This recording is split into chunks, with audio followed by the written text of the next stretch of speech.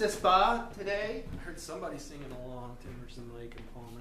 There he is. I didn't know that song. I suggested Spice Girls. He didn't like it. To get started, we just need a word that's not a food. Anything at all. Anything that's on your mind. Wall. Door. Wall. I heard wall. Wall. Okay. When I was in high school, on VH1, they played Pink Floyd "The Wall" in 1998. And I had never heard of somehow I had gotten to like 14 years old. I'd never heard of Pink Floyd before.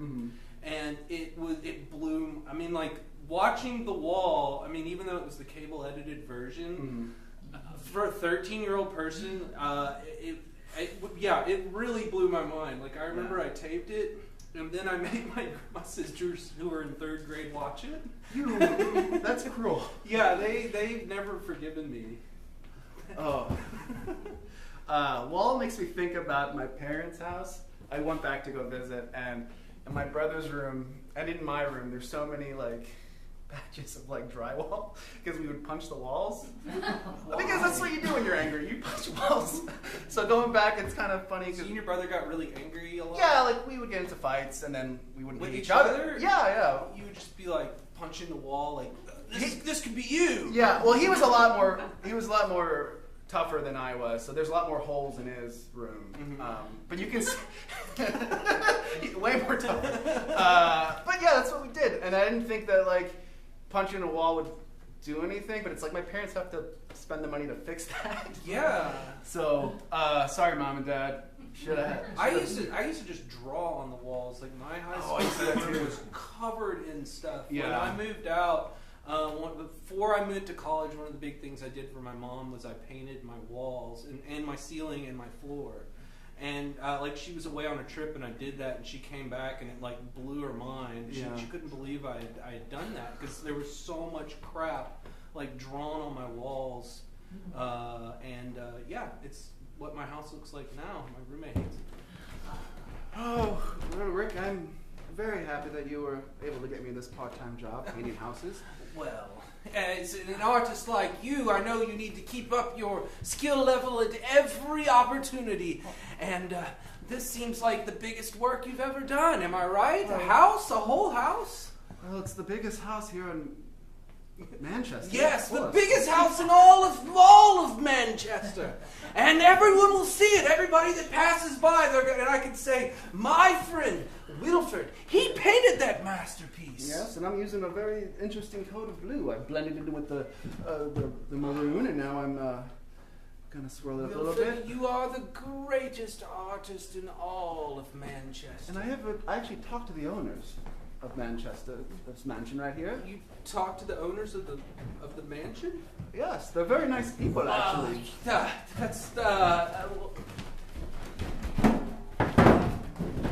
Oh, Theo. Yes.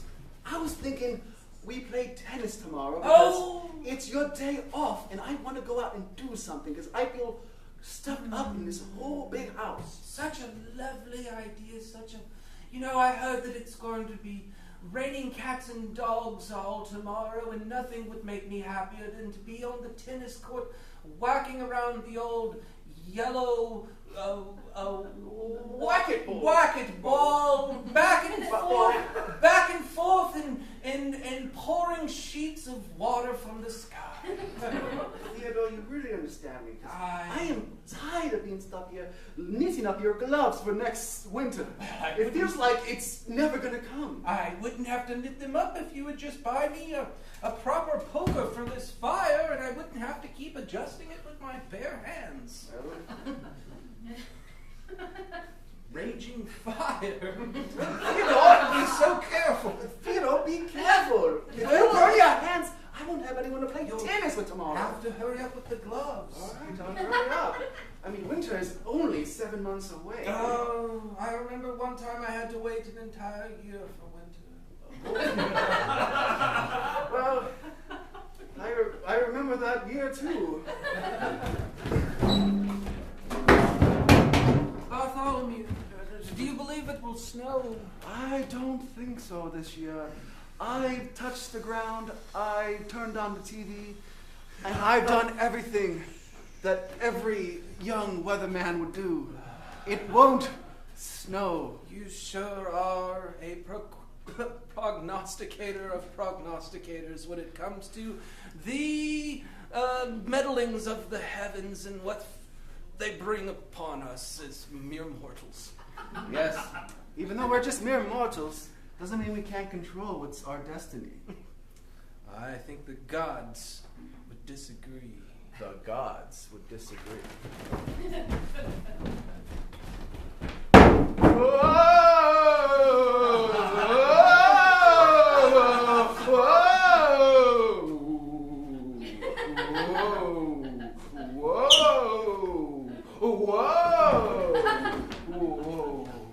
Whoa, now it's snow in Chicago! It's just snow in Chicago!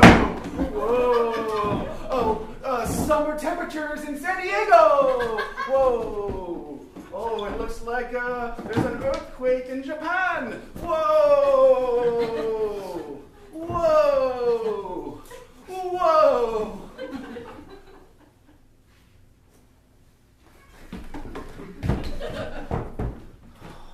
Another day, another dollar, another duck, another swallow. You know, being here in Springfield Park makes me think, are these ducks ever going to leave? It's winter. They should get out of here. Arthur, when are you going to ask me to marry you? When these ducks leave for winter.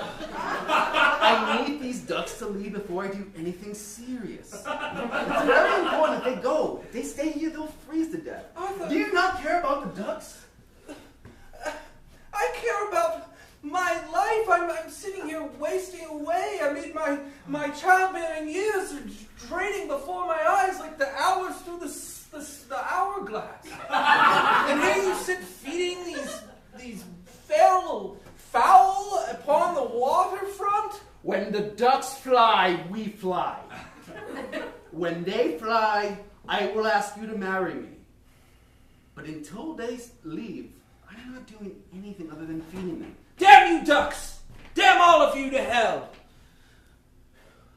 My destiny would be based upon a smattering of waterfowl.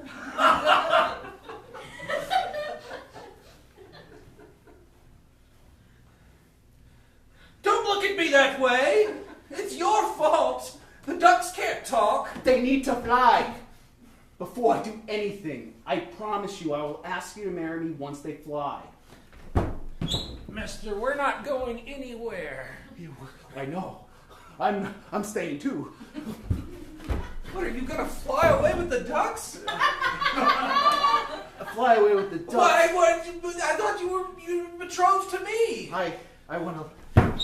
Lady, he's with us. He's going with us. You heard him right. You haven't been satisfying me. I'm leaving with the ducks. The ducks satisfy you in ways that me, a woman, can't? You ever fly on the back of a pigeon? Well, no, I'm too big. Get on my back! This is amazing! Look down, bro! We're so high up!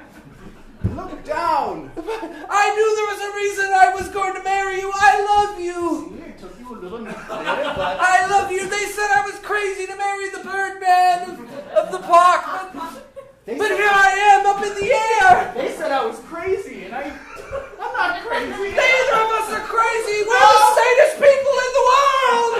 I love that! You're just flying on my back! Fly away! Whoa. Ladies and gentlemen, I just want to start by, if I could get this mic turned on a little bit. So what you've seen, we completely planned this. I hate to break it to you, this wasn't improv at all. We talked our way through this entire routine beforehand, and we're complete frauds. I mean, there's no way that we could come up with a bit where I'm riding around in his back pretending that we're a bird if we had just made this up on the spot. mean, obviously, we scripted the whole thing before. Yeah, it took us about 20 minutes. We thought about the bird bit, and I know it's going to win a bunch of awards. And I hope you guys vote for us, because we took a long time. What is voting? Is this show about voting? Well, just in general. Just in general. If you see your friends and family, tell them that you saw this treat Sis Bah. You know, we did this amazing bit about a bird. You know, Birdman. Birdman. It's a guy who you know, he fell in love with a bird. It was hilarious. Yeah, you guys were wrong. Yeah, you guys were so wrong. Anybody wasn't laughing. I'm so pissed right now. I can punch a wall. Oh my God, I can feel my knuckles raging. I'm just gonna punch my grandma's house right now. Here we go, grandma's house. Oh, Grandma, what did I do? Your sighting is ruined. My hand is broken. And I was just mad for a second. If I just took the time to speak to a therapist instead of punching walls, I would have never damaged your house. I hope you don't come home to see this. I hope you die tomorrow. I don't want you to see what I did to your house. Grandma, just die. Because if you see what your grandson has done, he wasn't responsible. He went ahead and punched the side of your house because he doesn't have any... Grandson! What have you done to the side of my house? Don't look! Don't look! I can't help but look. You're standing in my yard. Grandma. Yes. I am so sorry. I had this crazy breakthrough. There's a huge hole in the side of my house. I know. I'm on a fixed income. How am I supposed to repair that? Grandma, I am so sorry. I would rather you die than you see me punch this hole in this wall. You want me to die? Not... Yes. This is embarrassing. I should have saw a therapist before I punched the side of your house. Oh. Arthur, come to your grandma. Come to your grandma. Come to your grandma. Come to your grandma. Come to your grandma. Come to your grandma. Kneel down. Kneel down. Kneel down. Why did you hit on my house? Why did you put a hole in my house? There was this guy coming off in traffic, and it pissed me off. And I decided to take it out on your house.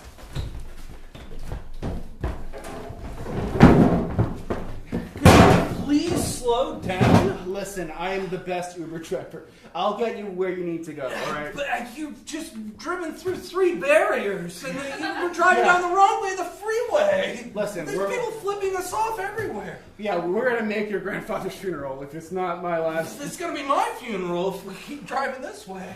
Oh, all right. Well, luckily there's no cops inside. Shit. All right, if you might roll in down the window a little bit, so we can issue a citation. Hey, listen, buddy. Hey, you gotta get me out of here. This guy's crazy. Listen, he has got to go to his grandfather's funeral. Oh, grandfather's funeral, is it? Well, it's not like he's getting any dead or any faster now, is it?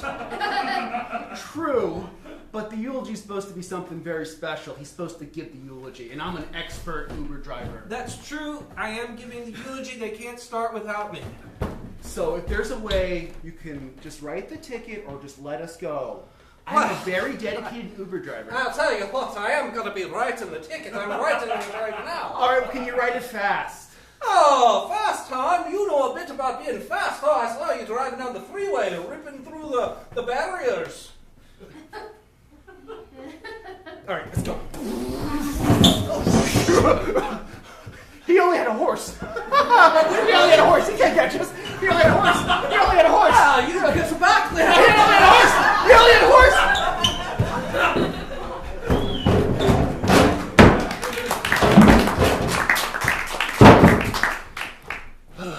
This is the last one. We get this fixed. We can light up this entire building. It's going to be the most beautiful thing anybody's ever seen in this town. Yeah. Christmas is never the same without you. Right? You're gonna screw this last light bulb, and the whole neighborhood's gonna see your crazy this display, and That's right. And you're gonna win Father of the Year again. Father of the Year. I can't wait to pose with you in that cover. Well, I can't wait to be on the cover of HGTV magazine. I can't wait to just Crazy Christmas light carnival catastrophe. Yeah. Kids and Santa Claus and candy canes. Yeah, Dad. You tell that light that. Well, look into that light bulb. It's a long award. I'm gonna go ahead and turn the switch on. Whoa! Hold on now, son. We have to make sure everything is perfect. But the parade starts in 7 minutes. We gotta turn the lights on. There's no point in starting if everything isn't perfect. Now, did you adjust Mr. Jolly Santa? All right. Did you put Mr. Frosty? His arm is adjusted. Did you turn the elves? Make sure the elves are all facing inward towards the fire. Did you light the campfire? Oh, this walrus over here, his fishing pole is not even in the lake. These penguins, they don't even look like they're half dressed. They're supposed to be the best dressed birds in the wild. Oh, look at Mrs. Santa. Her wig's on crooked. Oh, another day, another Christmas shift. I love being the mall Santa. There's no one like me, and there's no one like you, Mr. Elf. Even though I know your real name, I only call you Mr. Elf because I want you to really feel the Christmas spirit. Listen, I've been on these stilts for 40 hours. I'm ready to take them off, all right? You don't take them off until those kids leave this fucking mall. Well, it doesn't make sense to have an elf that's 5'6". They need to believe. They need to see an elf that's the real size. You don't. It's a proper stature for an elf to be this height. All right. It's racism not to show the elf is the perfect size. Listen, as long as you're into the Christmas spirit, that's all that matters. You know how long I've worked here? I've worked at this damn wall for 12 years, and I've gotten every award for Best Santa. I know. They're all plaqued up right there. 91, Best Santa. 92, Best Santa. 93, Almost. Almost Santa. Almost Santa. But 94, you brought it back. I brought it back. Listen, we got a whole group of kids here. I'd love to reminisce with you, but we got to bring them in. Bring them in. All right. Let me talk to them. Bring them in. All right, kid, get on my lap. All right, sit down. Sit down, kid. Kid, you're squirming. Kid, you're squirming. Kid, what are you? Kid, you gotta sit up straight, kid. Santa, I want a Jolly Rancher and an erector set and a Pee Wee Herman doll and some army men, and I want to go to the moon, and can I have an eraser set and some microphones and a monkey? I definitely want a travel monkey set. Can I have a diaper on the doll and then a pack of gum? A pack of gum. Oh, kid, that's a lot. Santa only works one day. You shut the hell up! You're not even the real Santa! You talk to Santa like that? You talk to your parents like that? I'll talk to you however I want, you fake! You call me a fake? You're a drunk old man, I can smell it on your breath! I have a hard life, you don't know that. Santa, you know what Santa goes through every other day other than Christmas? I don't give a rat's ass! All right, kid, that's enough. We gotta move it along. Get out of here! Oh, a day in the life of Santa Claus.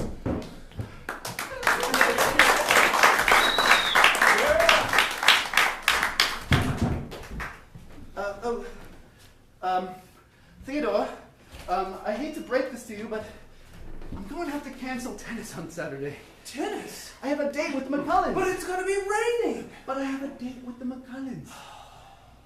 Both of them? Both of them. They're moving in next week. But can I come along? You will embarrass us with your childlike mind. So My mind is not childlike. look at the way you close the door. Well, I'll close the door. That's not how a proper Englishman closes a door. Well, show. Let me show you how someone will close a door. Okay. They just do this. All right. Thank you for the dinner party. Goodbye. Who was on the other side of the door? You didn't tell me we were having a dinner party. Well, let's go. There's so much food back here. Oh, whoa. Oh, small sandwiches. Ooh. Ooh. If I eat one, that won't do that much damage. Just eat one. As you go turn the microphone on. Oh, and there's punch. Don't mind if I do. There's something going on with this punch. Definitely smells different. Oh, what's this taste?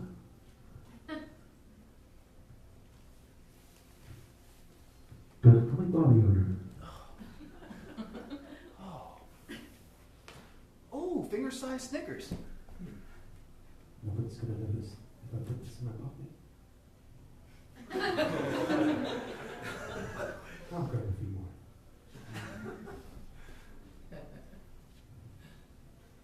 Nobody's watching. Better shove some down my pants.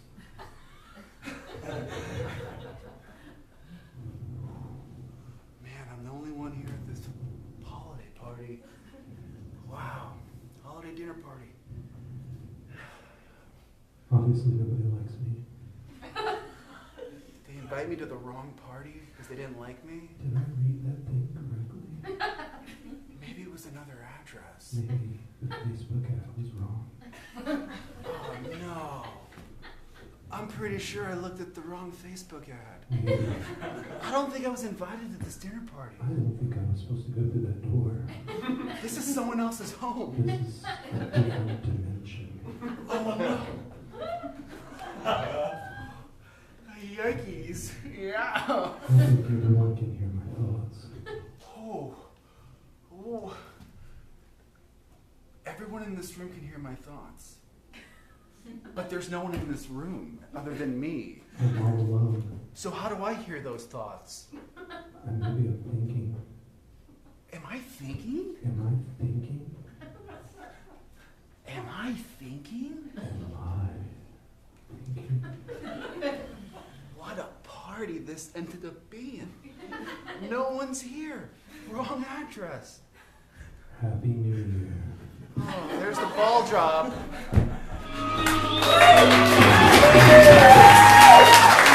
Thank you.